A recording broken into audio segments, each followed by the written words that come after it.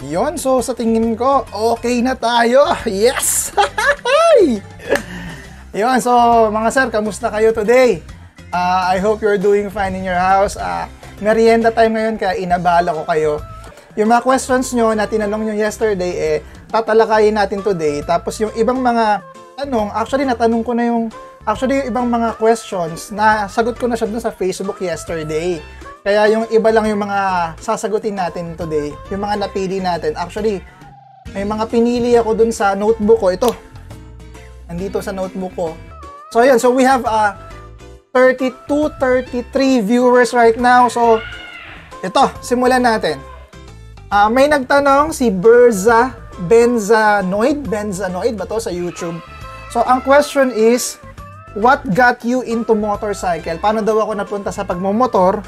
Tapos mga listahan ng mga previous bikes ko. So, ang first na reason kung bakit ako napunta sa pagmomotor is during nung college ako, medyo bore at inip na ako sa sobrang pagko-commute, sa sobrang tagal ng pagko-commute. So, what I did was, I bought my first motorcycle during that time. I was just a student nung binili ko yung bagong motor ko. Bata pa ako nun I think around 17 or 18 years old ko nabili yung first na brand new na motorcycle ko. It was a Yamaha Mio Soul. Yon. So this one is the first bike that I had. Yan yung unang-una kong na-meet si Kuya Cha. Yung ano na yan, yung motor na yan. Kasi nagpaset ako sa isang kilalang shop sa Caloocan. Tapos ang nangyari is nasabugan ako ng makina.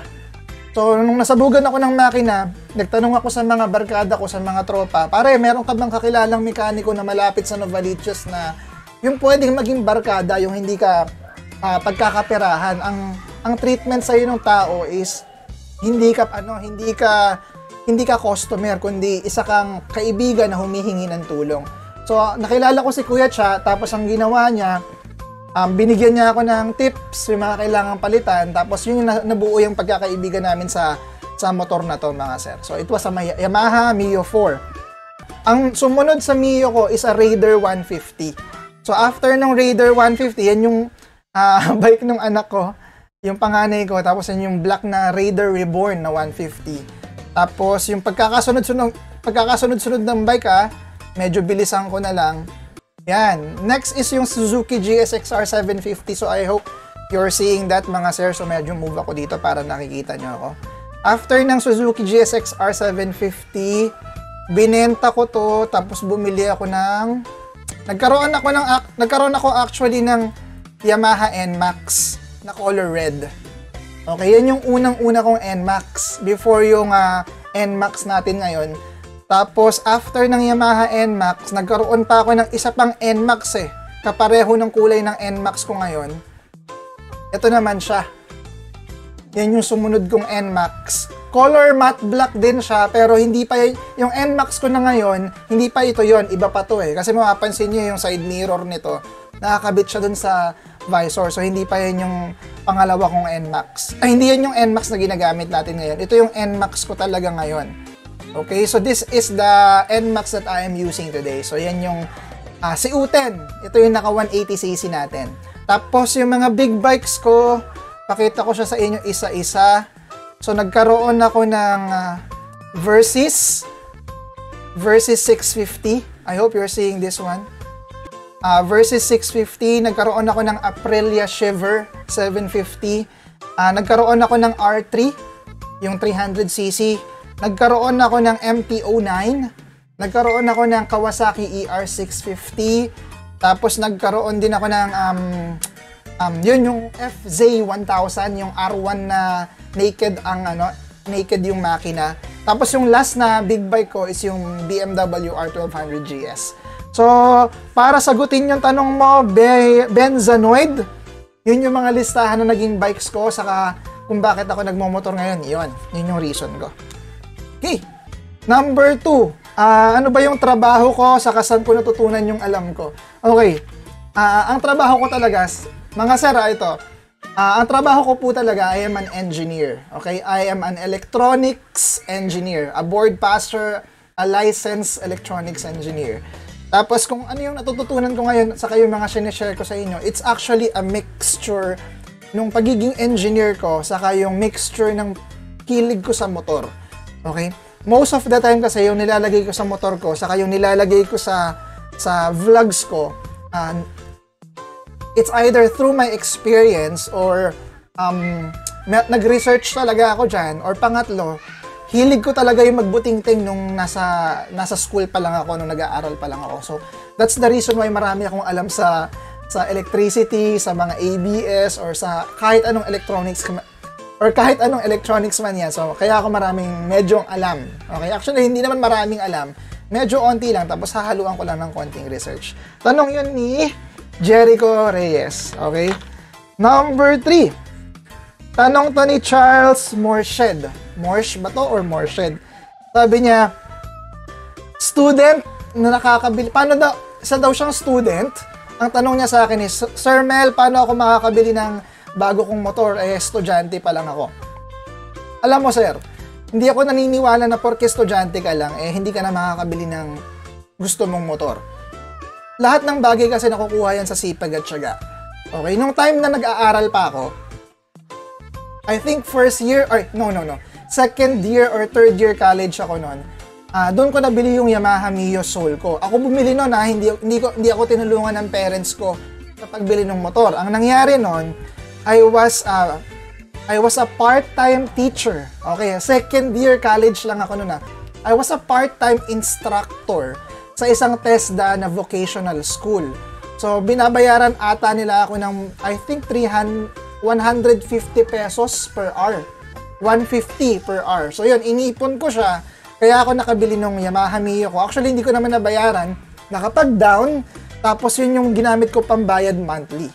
Tapos, since, hindi sa nagyayabang since nagiging scholar ako sa school, si mama ko saka si papa ko, ang ginawa nila, sinagot nila yung monthly ko as long as scholar ako. Pag hindi ako naging scholar, ako yung magbabayad ng monthly. Yun, medyo consistent ako sa pagiging scholar ko nun sa school. Kaya, yun, tinutulungan nila ako sa pagbabayad ng monthly ng Mio ko. So, yun, para masagot yung tanong mo, maghanap ka ng trabaho, maghanap ka ng sideline. Kahit maging crew ka lang sa Jollibee, kahit mag-janitor ka, kahit maging water delivery boy ka, wala kasing rason para hindi mo makuha yung gusto mo. Lahat yan merong chance. Okay, lahat yan merong paraan. Ang term nga natin doon is, kapag may gusto, may paraan. Pag ayaw, maraming dahilan. So, yun, follow mo lang yung kwento kong yun. Kayang-kaya mo makabili ng brand new mong motor. Okay, kahit ano pa yan, kahit Yamaha, kahit anong brand. So, yun lang. Sipag at tiyaga. Number 4. Bakit ako nag-NMAX? Tanong ni Arjan Nuevo. Bakit ako nag-NMAX? Actually, kaya lang naman ako nag-NMAX is nabenta ko kasi yung motor ko na big bike. Lahat ng big bike pala na pinakita ko sa inyo, lahat yun sold na. Wala akong big bike ngayon, pati yung BMW GS, nabenta ko na yon. Kasi yung pera ko mga sir, iniikot-ikot ko siya . Ang nangyayari is, pag meron akong project ng solar, pag kailangan ko ng onting puhunan, either nangungutang ako or binibenta ko yung mga gamit ko para pang-pondo dun sa mga project. That's why, kung hinahanap nyo po yung BMW ko, nabenta ko na po siya. So, bibili na lang tayo in the future ulit, mga sir. Tapos, kaya ako nag-NMAX kasi gusto kong magkaroon ng motor na pwede kong gamitin pambili-bili ng mga gamit dito sa bahay. Pambiling lugaw, pambiling pandesal, pang-run errands ko. Tapos, sabi ko sa sarili ko, yung motor na yon papagandahin ko. Yung mga upgrades na gagawin ko sa kanya medyo scientific, kumbaga may basis kung bakit ko siya ilalagay, hindi yung basta-basta burloloy lang. Kaya yung nakita nyo sa vlog ko, sabi ko sa sarili ko, pag papagandahin ko yung NMAX ko, ang gusto ko, i-vlog ko yon. Pero not to the point na aabot tayo dito na kikita ako or makikilala nyo ako or mamomonetize na yung YouTube ko, magkakaroon ako ng madaming subscribers. So, wala akong actually ganong intention. Ang intention ko lang talaga, pagandahin yung NMAX para maging model siya ng ibang mga NMAX users. Yun lang talaga yung purpose ko. Yun yung reason ko bakit ako naka-NMAX. Arjan Anonuevo. Okay? Shoutout sa'yo. Number 5, solar business. Ariz Marquez. Paano ako napunta sa solar business? This is actually a long story, but if you have checked my Freedom Friday vlog, I have been doing Freedom Friday vlogs way back before para makapag-motivate na mga negosyanteng katulad mo, para gayahin mo yung style ko, okay? Para makapag-motivate sa mga gustong magnegosyo dyan, ginawa ko yung Freedom Friday vlogs.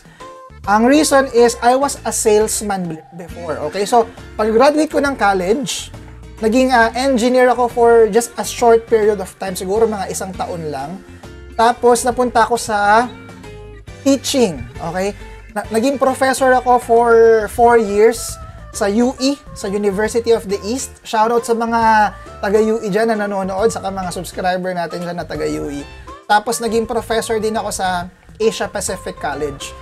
After that career, after 4 years, napunta ako sa isang sales company na nagbebenta ng mga equipment. So what I did there, what I learned from there is natuto ako kung paano magsalita, kung paano makipag-usap sa tao, paano mag-close ng deal. So more of people naintindihan ko kung paano yung mind games ng pagbebenta, doon ko siya natutunan. So yung solar, actually parang lang yan parang hobby ko lang yan. I started with 25,000 pesos na capital. Okay. Tapos doon ako nag-start, bumili lang ako ng isang electric fan ata noon na DC na pang solar. Tapos meron akong solar panels, tapos meron akong battery. Tapos after that, nakabudol tayo mga sir ng iilang kliyente. After makabudol, so yan, nagtuloy-tuloy na. So that's the event, no? The reason why I can speak to the camera today, the reason why I can mingle with other people, the reason kung bakit kaya ko kayong sagutin sa mga questions nyo tuwing nagko-comment kayo sa YouTube saka sa Facebook, kasi I have been very good to communicating with people. Okay, medyo yan talaga yung yung forte ko, yung pakikipag-usap sa tao, pag-close ng deal, kung paano mo kukunin yung loob ng tao. So yan yung isa sa mga skill ko na hindi natututunan sa school. So yun. Okay.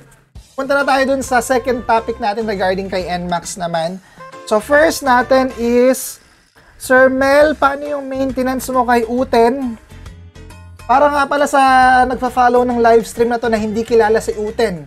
Yung Uten, hindi ibig sabihin nun is yung sa Cebuano or sa Bisaya. Yung Uten, siya po si Ultimate Touring NMAX. Yun po yung tawag ko dun sa NMAX na ginagamit ni Sir Mel. Uten. Ano yung maintenance mo kay Uten? Una niyang tanong, gaano ka kadalas mag-change oil? Okay, so para sa nagtatanong na, para kay Chris Migs, I change my oil every 1,000 kilometers. Okay? Kung meron kang budget, pwede mong gawin is every 1,000 or every 1,500 kilometers. Ganun po ako kadalas mag-change oil. Before pa dumating yung sponsor si Deno. Shoutout sa'yo, Sir Armand. Before pa dumating yung sponsor ko ng langis, meron talaga akong interval sa mga bikes ko, kargado man siya o hindi. Okay, ang ginagawa ko every 1,000, kapag meron akong time, 1,000 agad palit na yan. Pero kung wala akong masyadong time at wala akong masyadong budget, okay, inaabot ako ng 1,500 kilometers bago ako magpalit. Siguro mas magastos yan sa tingin nyo, ang gastos mo naman, Sir Mel. Pero yun po talaga yung routine ko sa motor ko. Okay? Pag sa big bike naman, I change oil every 3,000 kilometers. Okay? Baka meron dyan hard comment. Basa tayo. May follow-up question si Philibert.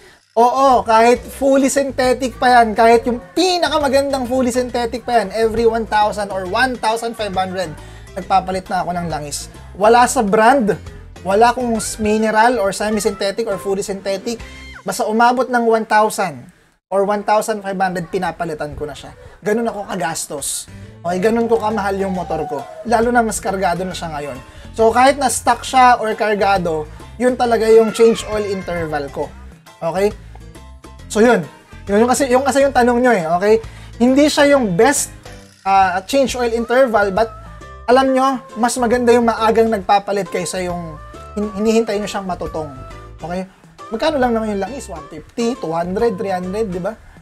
So, I always do it 1,500 or 1,000. Okay, next question. Gear oil naman. Sa gear oil, pwede nyo, actually yung gear oil, napakadalang palitan yan.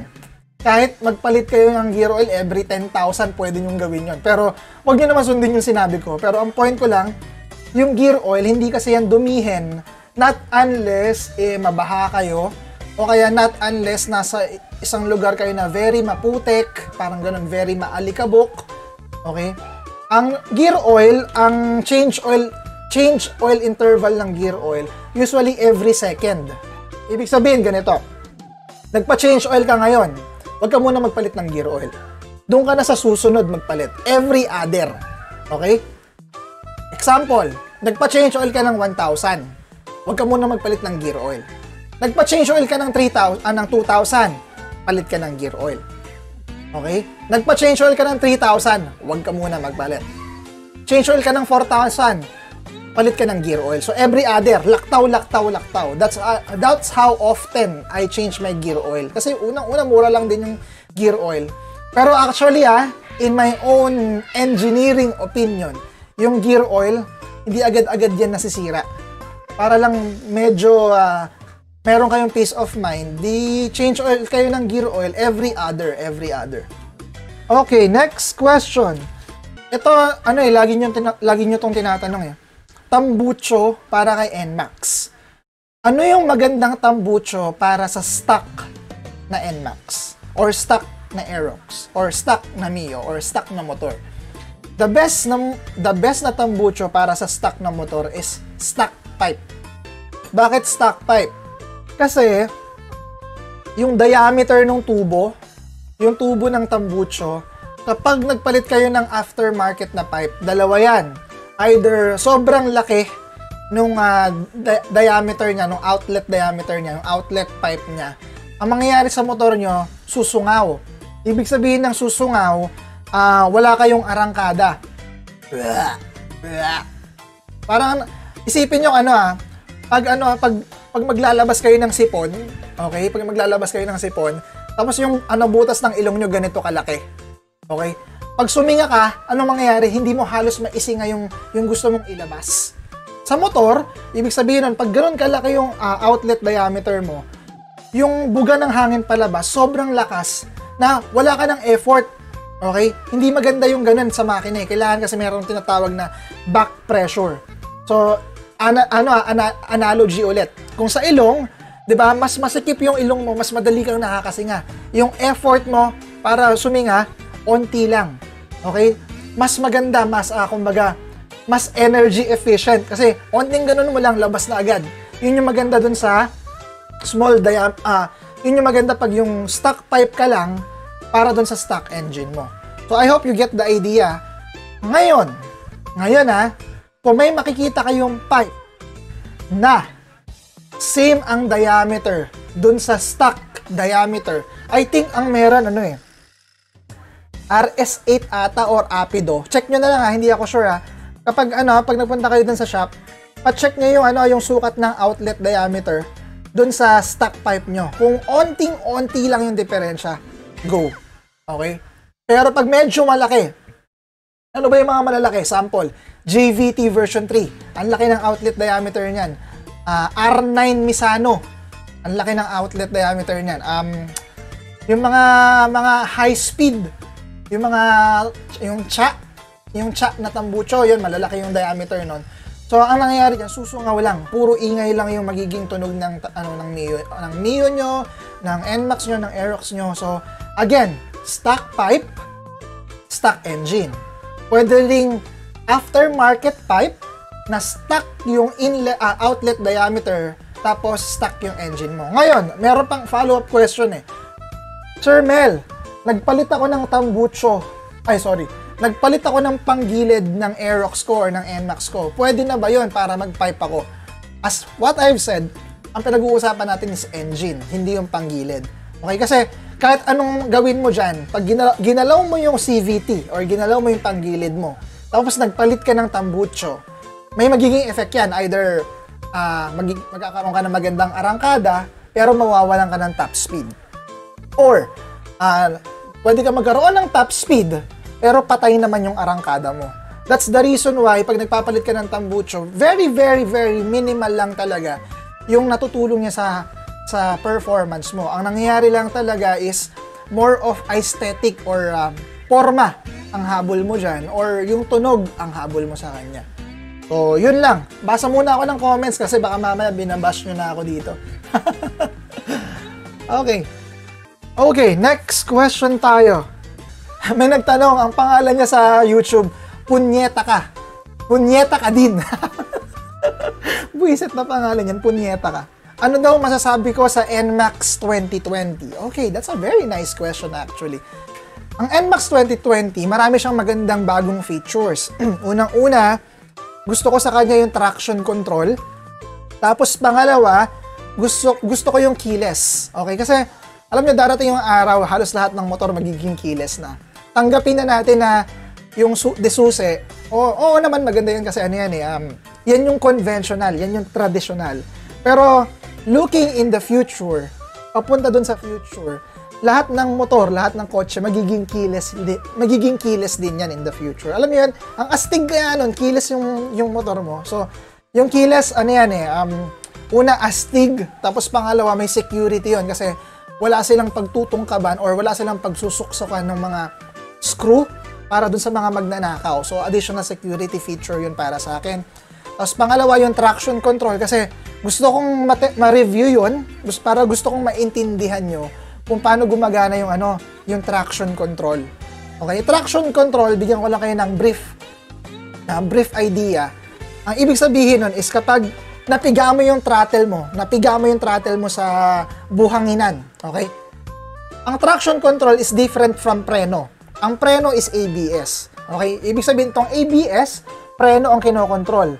Dito naman sa traction control, ang kinokontrol is to, yung throttle mo. Ibig sabihin ganito, napunta ka sa buhanginan, bigla kang napapigaan ng throttle mo. Ang mangyayari doon, syempre, dudulas yung gulong mo habang pumipiga ka. Ang gagawin ng traction control, sabi nung computer box, napiga ni Sir Mel yung silinyador, nasa buhanginan tayo. So, ang ginagawa ng traction control is, i-regulate niya yung ikot ng gulong na hindi siya magsa-slide. Okay? Ibig sabihin, yung ginagawa mong ganito, instead na nakaganito, ang gagawin ng computer box dapat nakaganito lang. Pero yung kamay mo nakaganito. Okay, yung computer box, ang gagawin niya, kahit na nakaganito ka, since meron siyang signal papunta dun sa computer box, ang gagawin niya, ikakat niya yung throttle. Okay? So, yung traction control is for throttle response. Yung ABS is for brake response. That's the difference between the two. So, yun yung para sa akin, yung NMAX 2020. Pero yung stock na NMAX 2020, hindi mananalo yan sa NMAX na 2019 ko na 180cc.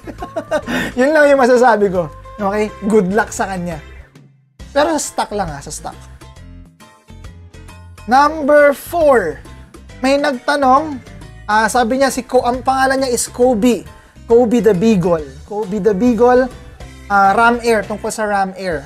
Naka-stock daw siya na NMAX or Aerox ata. Tapos gusto niya daw magpalit ng Ram Air. Yung Ram Air is yung hangin papunta dun sa throttle body is para hindi na siya naka-rubber.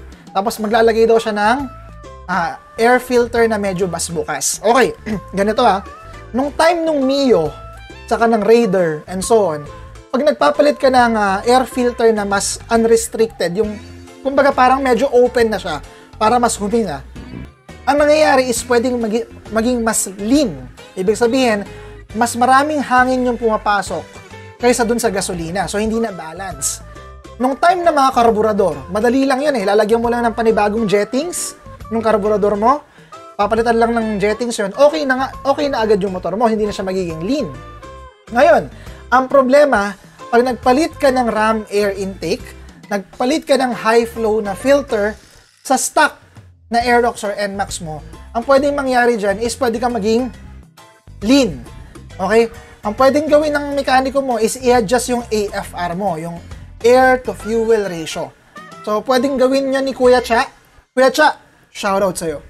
Pwedeng gawin nyo ni Kuya Cha or pwede mo ring patune dyan sa mga mekaniko mo na merong yung parang diagnostic box na pwedeng mag-adjust ng AFR. Okay? Kailangan kasing mabalance yung gasolina dun sa pumapasok na hangin. Kasi pag stuck ka, ito yung hangin mo, ito yung gasolina mo. So, halos pantay lang sila. Balance. Ngayon, kapag nagpalit ka ng high flow na fuel filter, high flow na air filter, so yung hangin mo magiging ganito, yung gasolina mo nandito pa din. Okay, so masyadong onti yung gasolina, kailangan sumabay ito. So, ang gagawin mo is kailangan mong magpa-tune ng AFR mo para iangat tong fuel mo sa tamang level. Okay? Number 5, JVT pipe. Ang tanong nyo sa akin is yung JVT pipe ba, Sir Mel, ano ba siya? Pasok ba siya sa LTO memorandum or LTO requirements? This is a very, very nice question. Kasi kahit ako, hindi ako sure, pero kanina, nag-download ako ng app sa Google just to check kung ilang dB yung JVT pipe. So, this is actually yung lumabas. Papakita ko siya sa inyo. Nga pala, sa gustong mag-testing ng tambucho dyan, ang pangalan ng app is Sound Meter. Sound Meter. It's a free app from Google. So, ito yung lumabas sa akin. So, I don't know if you can see this. It's 84.5. 84, ito. Maximum. 84.5 dB. Okay? Yung 84.5 dB na yan, nakapiga na ako noon naka-half throttle na ako. Okay? 84.5 dB. So, sa mga gustong mag-testing ng ng tambucho dyan, download nyo yung app. It's a free app. Ang pangalan, again, is Sound Meter. Ngayon, ano ba yung, correct me if I'm wrong sa mga nanonood, kung ilan ba yung decibel na bawal na tayo. I think, bawal na tayo pag bawal na tayo kapag 110 dB. Tama ba? 110 dB? 110 dB. So, alam ko sa Marikina, 90 dB naman yung bawal sa kanila. So, sa tingin ko yung JVT pasok siya. The thing is, ganito. Pag sinabi ng LTO na modified pipe yan, wala na akong masasabi doon. Pero kung ang contest lang naman niya is ang ingay ng tambucho mo, patingin sir ng sound level meter mo para ma-check natin. Pero, never pa naman akong nasita, never pa naman akong natikitan doon sa tambucho ko. So, as of the moment, wala pa akong experience kung natikita na ba ako or na-confiscate, wala pa akong experience mga sir. Pero kapag nagkaroon ako ng issue, kailangan meron silang sound level meter para ma-check kung ilang dB yung motor ko. Ngayon, kung sasabihin niya na nasa modified pipe ako, wala na akong magagawa. Talagang pasok talaga yun sa modification, blah blah blah. Issue! Issue daw yun. So anyway, para sa mga nanonood ng vlog pala, this is actually a recorded vlog. So, sa mga makakamiss ng vlog na to or makakamiss ng live na to, i-upload ko rin to sa YouTube. Kasi while recording this one or doing this live, I'm actually shooting this vlog para i-upload sa YouTube. Pero hindi to, may puputol-putulin ko yung ibang parts nito para hindi masyadong mahaba. Okay, next question. Last question na to regarding dun sa NMAX kong motor. Okay? Ang tanong nito is galing, yung JVT pipe pala, sorry, yung JVT na pipe, tanong yun ni LJ Medrano. Shoutout sa'yo, LJ. Liga, kasi Missy. I'll show my kids to you, mga sir. Say hi! Hello! Hindi ka kita dito, Missy. This one. Hello! Here! Hello! Hello, mga sir! Okay, thank you, guys. Sir Mel, nagkaroon na ba ng issue yung NMAX mo? Okay? Actually, sa history ni NMAX, isang beses pa lang siya nagkaroon ng issue. Ang issue niya is natanggal yung nut sa pulley. Actually, it's a common issue sa mga scooter. Minsan kasi pag di masyadong nahigpitan ng mekaniko mo or during CVT cleaning, hindi nahigpitan yung pulley na yun, yung nut sa pulley na yun, pwede siyang kumalas. Okay? That's the only issue ni NMAX na na-encounter ko. Aside from that, wala po siyang overheat. Wala siyang, ano po ba mga naging issue sa kargado? Hindi pa siya kumakatok. Okay? Every palit ko ng gear oil, nagpapalinis po ako ng CVT. Or every time na nagpupunta ako kay Kuya Cha, okay? Habang umiinom kami ng beer ni Kuya Cha, nagpapalinis ako ng CVT. Mura lang naman yung magpalinis ng CVT. Sa ating kasing mga naka-scooter, may effect kapag madumi yung panggilid mo. Okay? Nagkukos siya ng tinatawag na dragging. Okay? Yung parang, pag binibira mo siya, parang nag-hesitate yung motor mo na umalis. Okay? Or nagva-vibrate siya nang hindi mo maintindihan. That's the time na pwede mong ipacheck yung panggilid mo. Baka sobrang dumi na niya, sobrang alikabok na niya, or what. Mas ina-advise ko pang magpalinis ng CVT kaysa magpalinis ng FI or yung FI cleaning na tinatawag. Other question, ito pa. Lagi nyo itong tinatanong medyo naiinis ako dito sa tanong na to. Sir Mel, nung nagpalit ka ba ng 180cc, lumakas ba yung NMAX mo sa gasolina? Alam niyo kung bakit ko to medyo naiinis ako sa tanong na to. Ganito. Pag gusto mong mag-upgrade ng NMAX mo, wala kang pakialam dapat sa gasolina. Bakit? Magkano magpa-upgrade ng NMAX, ng makina ng NMAX yung kompleto? Umaabot ka ng 20,000, 25,000. Tapos yung gasolina po problemahin mo. So para sa akin parang hindi balance So once na bumili ka ng motor or mag-upgrade ka ng motor na mas malakas sa gasolina, hindi mo dapat tanungin na, Sir Mel, kamusta yung fuel consumption niyan? Okay. Pero para sagutin lang yung tanong nyo, ang NMAX ko is nagiging 34, pinaka-minimum niyan 34 kilometers per liter. Tapos pinakamatipid niyan 39 kilometers per liter. Pero yun lang, pag may pang-upgrade ka ng motor mo, meron kang pangkarga ng motor mo, dapat meron kang pang gasolina. Di ba? Thumbs up naman dyan. So, hindi ko naman kayo binubuli pag sinasagot yung tanong na yun. Lagi ko naman sinasagot na 34 to 39. Hindi ko naman kayo sinusupalpal. Pero, may nagtatanong nun Sir Mel, gusto ko pong magpa 180cc. Malakas po ba sa gasolina? Di ba? Para sa akin, parang common sense, syempre dapat lalakas talaga sa gasolina yon. Pero ito. Minsan, mas malakas pang magkonsumo sa gasolina yung stock dahil bira kayo ng bira para habulin yung mga kargado. Habol kayo ng habol, okay? Sa kapag o-overtake kayo sa bus or o-overtake kayo ng mga 10-wheeler, piga kayo ng piga pero wala siyang laman. Okay, wala siyang ganun. Ang kargado, onting piga lang yan, nakaka-overtake na kami. Ibig sabihin, mas onting gasolina yung kinain ng makina namin, naka-overtake na kami.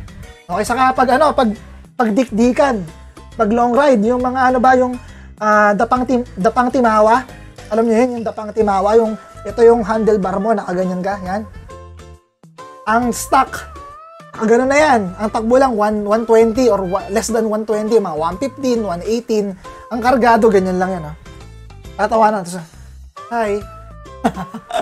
So, ibig sabihin, sa mga mahabang straight na kalsada, mas tipid kami yung kargado kasi mas fuel efficient kami kaysa sa stock. Okay? Kasi yung stock, hindi naman talaga meant na, kasi yun na yung sagad niya sa kargado, parang, Ganun yung kargado. Kaya may chance na minsan mas matipid sa fuel yung kargado kaysa sa stock. Pero ang kargado, pag naipit sa traffic yan, goodbye. Okay, yun yung issue sa kanya. Yun pala ang tanong ni Lawrence Lamoren.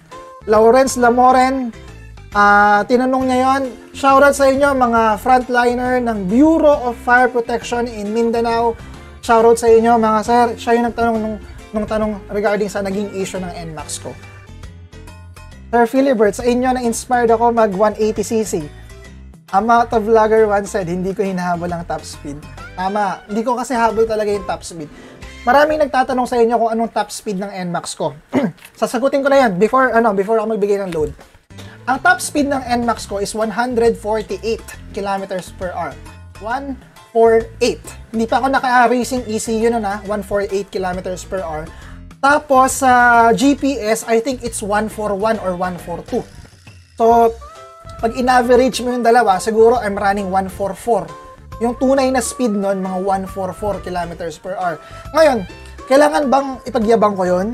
Diba? Unang-una, yung 144 na yun, primera lang yun. Okay, hindi naman sa pag-aano sa mga naka 180cc dyan. Primera lang yun ng mga big bikes ko. Okay, primera or segunda lang yun ng big bikes ko. Kasi yung top speed, actually, kung gusto nyo talaga ng top speed, mag-big bike kayo. Okay? Ngayon, kung magta-top speed ka, tapos dun sa maliliit na motor, pipilitin mo tumakbo ng 160 kilometers per hour or 170 kilometers per hour. Una, that bike, the bike that you are using, was not designed to run at that particular speed. Ibig sabihin, kung ma-reach mo nga yung 150 or 160 kilometers per hour, kaya bang i-maintain ng makina mo na 160 kilometers per hour, walang patayan isang oras? Ang point ko, the vibration is there. The overheating will come. Okay? Tapos pangalawa, hindi ka komportable. Yung motor kasi pag tumatakbo na yun ng top speed niya, hindi na siya comfortable. Okay? Wala na siyang peace of mind. Pero ang big bike, patakbuhin mo yan ng 140, 160, 180, wala lang sa kanya yun. That's my point. Okay? Because I've been to those speeds. Pinaka-top speed ko na sa buong buhay ko is 273 kilometers per hour. 273. So, yung 140 ni NMAX, wala lang sa akin yun. Sorry, hindi ako nagyayabang. Real talk lang talaga. Okay, so kung tinatanong nyo yung top speed ni NMAX, it's 148 kilometers per hour sa speedometer. Sa GoPro ko, it was 142 kilometers per hour. Sir Mel, benta ka na din ng merch mo. Susuportahan kita.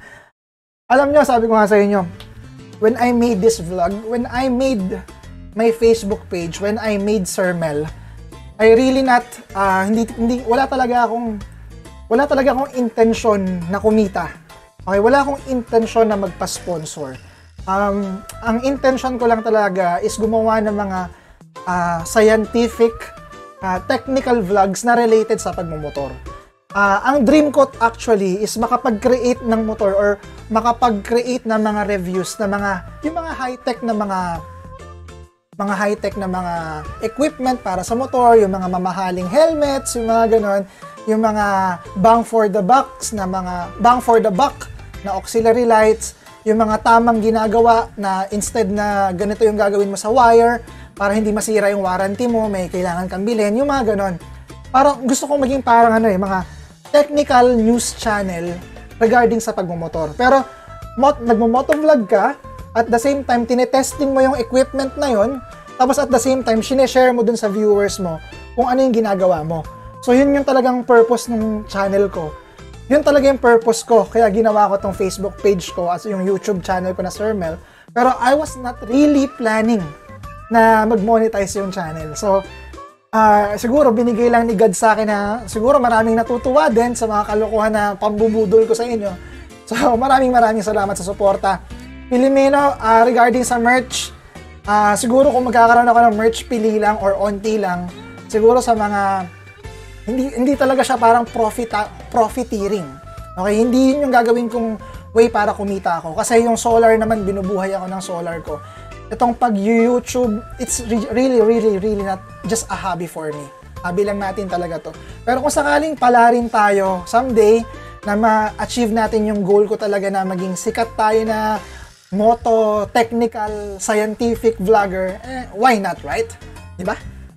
Regarding sa solar, magkano ba yung solar? Okay, sa solar mga sir, nakadepende yan kung magkano yung bill mo. Okay? Magkano yung average na binabayaran mong Meralco bill? Kung ang bill mo 1,000 lang, 1,500, 3,000, 4,000, 5,000. Okay, bibigyan ko kayo ng price, makinig kayo ha. Pag 1,000 yung bill mo, kailangan mong investment nasa 80,000 pesos.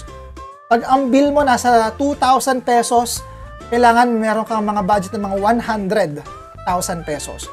Pag ang bill mo nasa 3,000, kailangan mo mag-budget mga 180,000 pesos. Pag ang bill mo nasa 5,000 pesos, kailangan mo mag-budget mga 300,000 pesos. So yun na, para sa nagtatanong kung magkano, hindi po ako nagbibenta ng per panel, per package. Okay, ibig sabihin complete. Pag alis ko sa bahay mo, gumagana siya, naka-install na siya sa bubong mo, lahat ng wire nakalatag na. Tapos, It's installed by an engineer, di ba? Di ba? So, yun. Magkano? Yun. I would suggest na bigyan nyo sa akin kung magkano yung average na bill nyo. Tapos, mag-comment lang kayo sa Facebook page ko. Meron talaga akong Facebook page. Ang pangalan niya, Sunros Enterprises. Lalagay ko na lang dito para sa vlog. Sun. Ibig sabihin ng sun is yung araw. Space. Ross, yung name ko. Sunros. R-O-S-S. Sunros Enterprises. You just check it out. Nandun yung mga previous projects ko, mga brochures, mga presyo, kung paano nagsimula yung solar business ko, nandun siya. Sunros Enterprises. Please check it out. Number 2, ikaw ba mismo nag-install ng setup mo sa bahay? Yes, sir. Yes, sir. Ako mismo nag-install kasi ako po ay installer talaga. Tanong yun ni Willem. Willem, shoutout sa'yo. Number 3, ang tanong ni McCoy Lopez, Sir Mel, magkano yung bill mo before ka nag-zero bill? So, ang bill ko talaga sa bahay is umaabot ng 4,000 pesos. Ang bill ko ngayon, average ko na lang 0. Tapos, kung magkakaroon ako ng bill, usually it's 600 pesos to 700 pesos dahil po sa solar ko. Meron pa rin akong bill, mga sir, meron pa rin akong bill. Most of the time nga lang 0. Pero pag meron akong bill, lalo na pag ngayong summer, tapos lalo na ngayong quarantine na hindi kami lumabas ng bahay na puro kami aircon. Siguro aabot ako ng mga 1,000 pesos.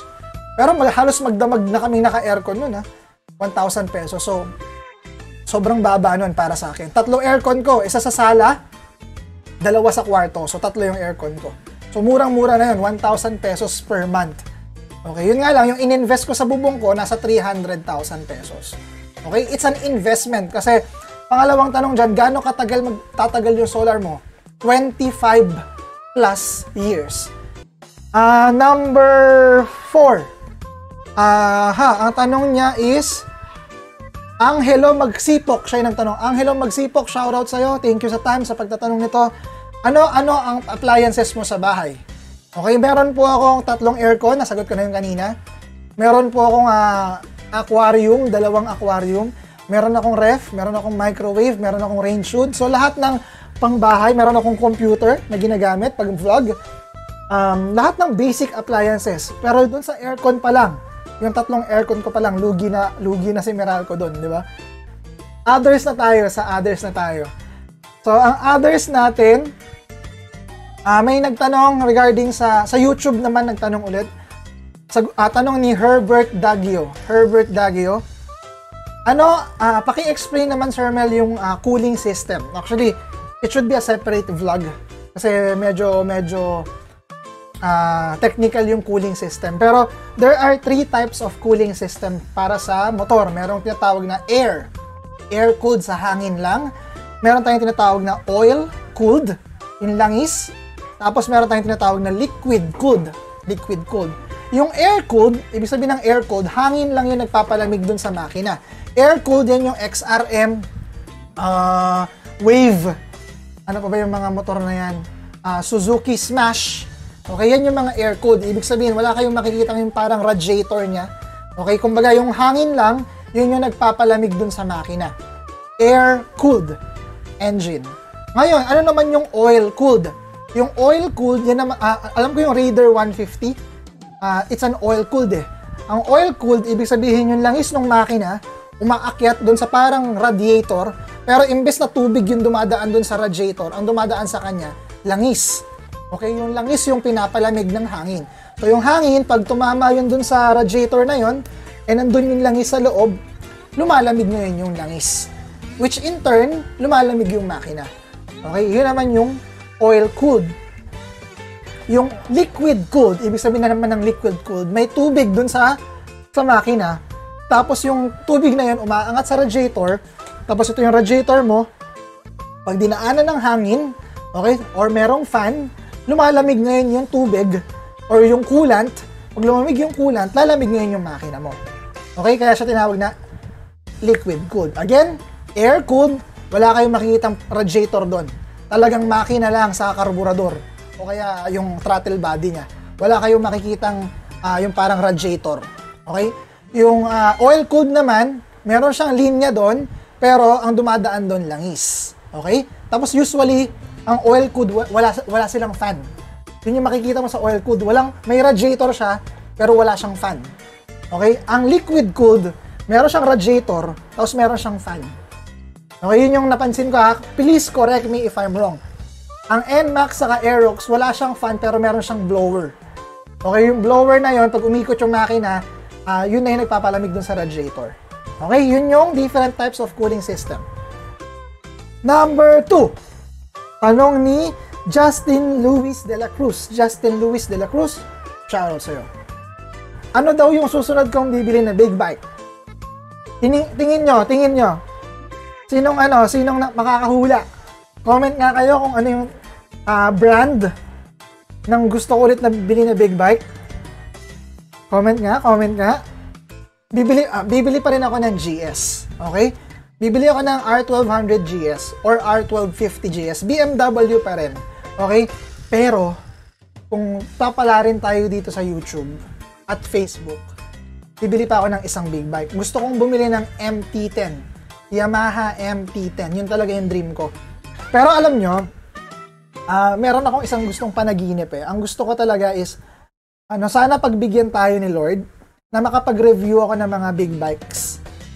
Kasi ako, if ever nabibigyan ako ng chance na makapag-review ng big bikes, kung napapansin nyo kung paano ako mag-vlog, technical ako mag-vlog, technical or scientific ako mag-vlog, pero the way I explain things to people, the way I put words doon sa blackboard ko, or the way I put script doon sa pag-explain ko, mapapansin nyo na layman's term siya.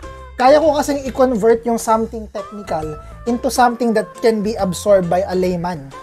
Yun yung parang gift ko eh. Kaya ko siyang gawing basic, yung very very technical, kaya ko siyang gawing basic. So if ever na pagbibigyan tayo na makapag-review ng mga high-end na bikes, high-end na big bikes, kaya kong makagawa ng vlog or kaya kong makagawa ng motovlog na sa tingin ko makakatulong dun sa may-ari, kunyari BMW or Yamaha or Kawasaki. Imbes na binabasa ko lang yung specs na this is a 150cc engine, this is 150 Newton meter torque, it has a 15-liter gasoline. Hindi ako ganun. Okay? Gagawa ako ng way na maiintindihan nyo in terms of how I feel the bike. Na pag nakasakay kayo dun sa bike, pag pinanood nyo yung vlog ko, dapat ganun yung nararamdaman nyo kahit na nanonood lang kayo. Yun yung dream ko. Okay, so sana mapagbigyan tayo in the future, sana mapagbigyan tayo ng ganun. Isa yan sa dream ko. Number 3. Okay? Ang tanong niya, sabi ni James Reynoso, meron daw puting usok or white smoke yung motor niya. Ang white smoke kasi ganito, normal lang yan, basta nawawala yung white smoke. Ibig sabihin, kapag matagal na nakatenga yung motor mo, mga 2 days or 3 days, normal lang na nagkakaroon ng white smoke, lalo na kapag umaga mo siya, papainitin yung makina. Yung white smoke na yun, yung condensation eh.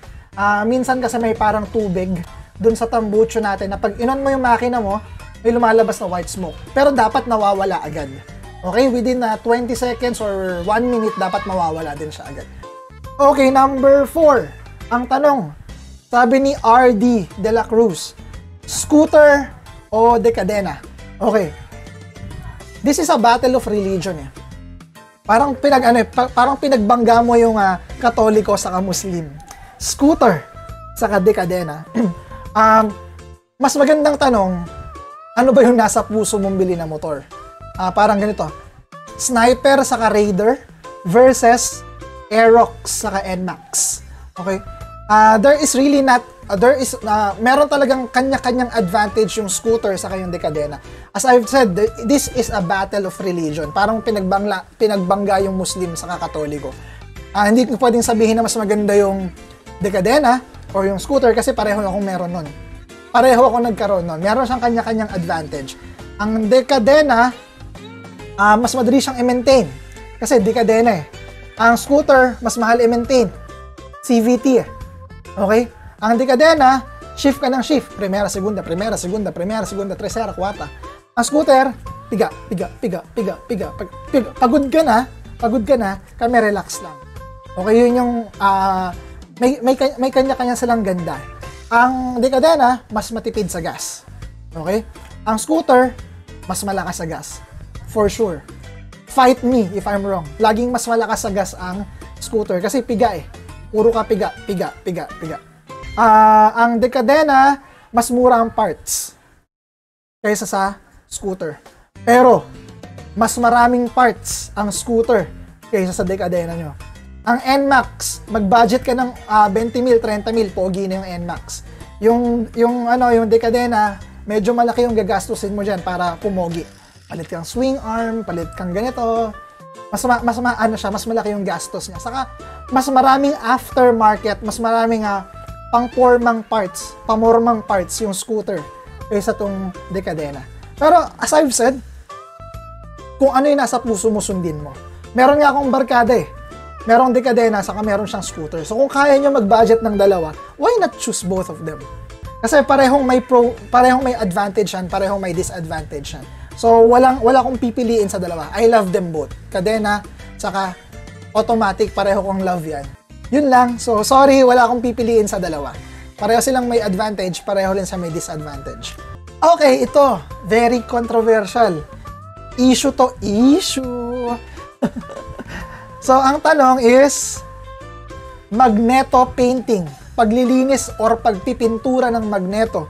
Tinanong ni Marlon Cortez sa Facebook. Ay, sa Facebook ba to or sa YouTube? Sa YouTube niya ata tinanong. Okay, ang tanong is, kailangan bang pinturahan or linisin yung magneto? Personally, no. In my opinion, there's no need to repaint your magneto or to clean your magneto.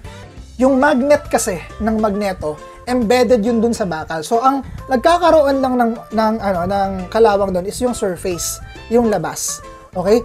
Ngayon, isa pa, yung baka ang mangyari kasi baka itong loob pinturahan din. Okay? Baka meron kasing budol-budol diyan na ito nilinis, pininturahan to, tapos pati yung loob pininturahan. So mali yun, dapat labas lang yung pipinturahan. So, anong advantage kapag pininturahan mo yung magneto, tinanggal mo yung kalawang? I think it's more of aesthetic value saka peace of mind.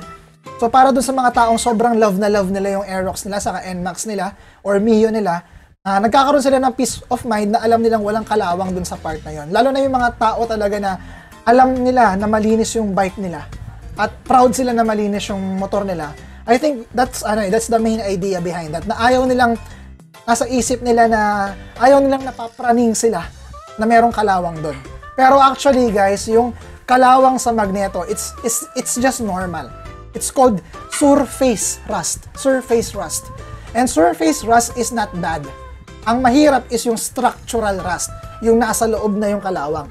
Nangyayari lang yon kung yung NMAX or Aerox or scooter mo, nilubog mo sa baha.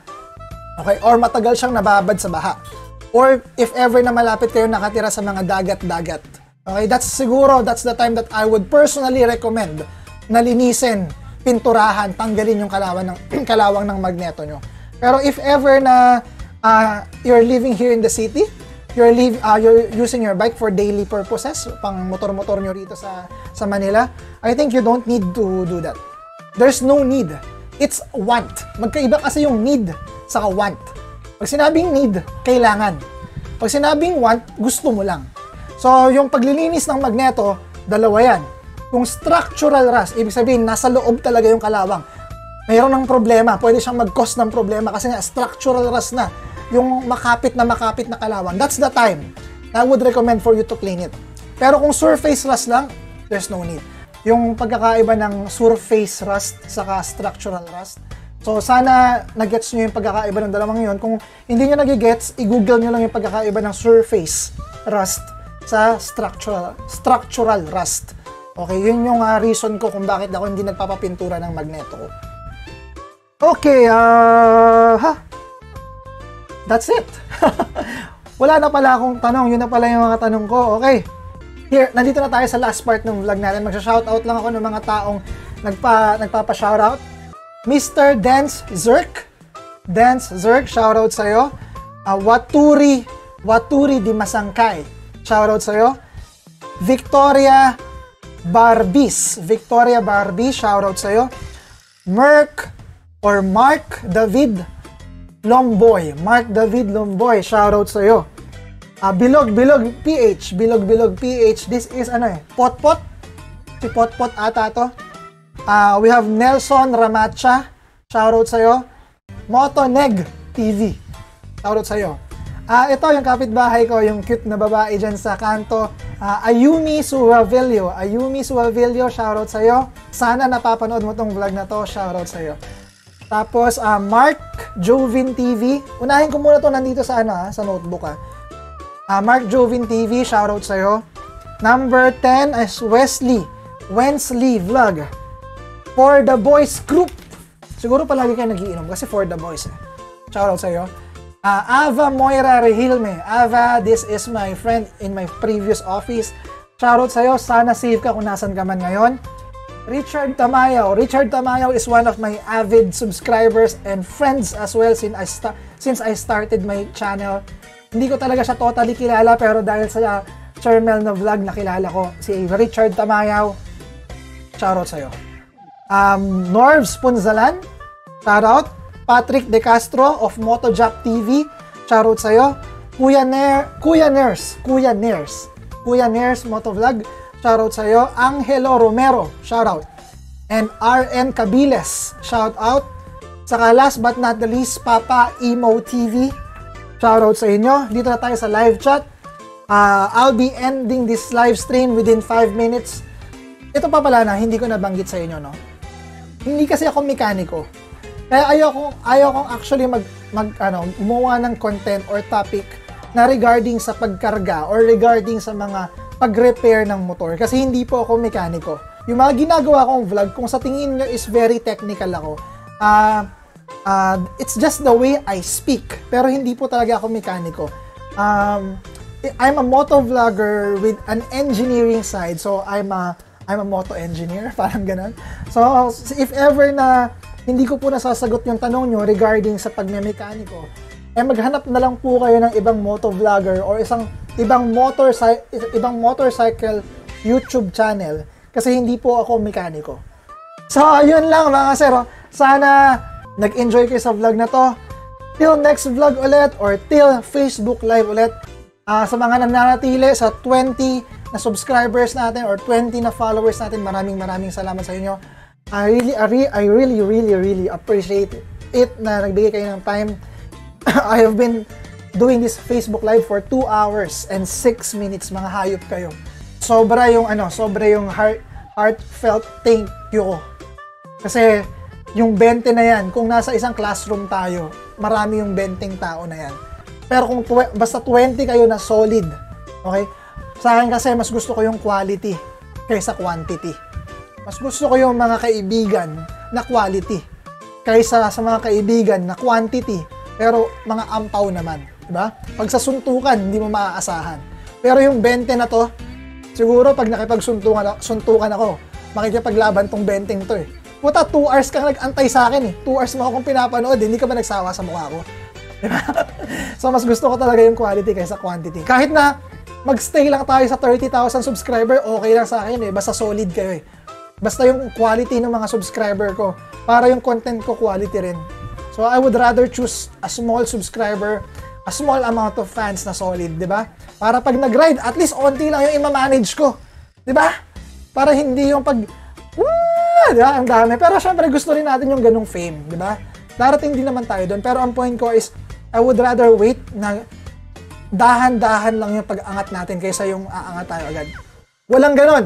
Sa mga taong nag-motovlog dyan, walang biglang angat. Walang tao na pag-graduate ng college, CEO agad. Walang ganon. Okay? Trust on your own progress. Trust on your own pace. Sa isang Freedom Friday ko, sabi ko pa nga doon is, trust the process. Hintayin nyo lang. Darating yung time na sisikat kayo. Darating yung time na magkakaroon kayo ng subscriber. Darating yung time na magkakaroon kayo ng pera. Lahat ng yan, ibibigay sa inyo ni God yan. It's all in God's perfect timing. Huwag nyo siyang pilitin. Okay? Darating talaga yan sa tamang time.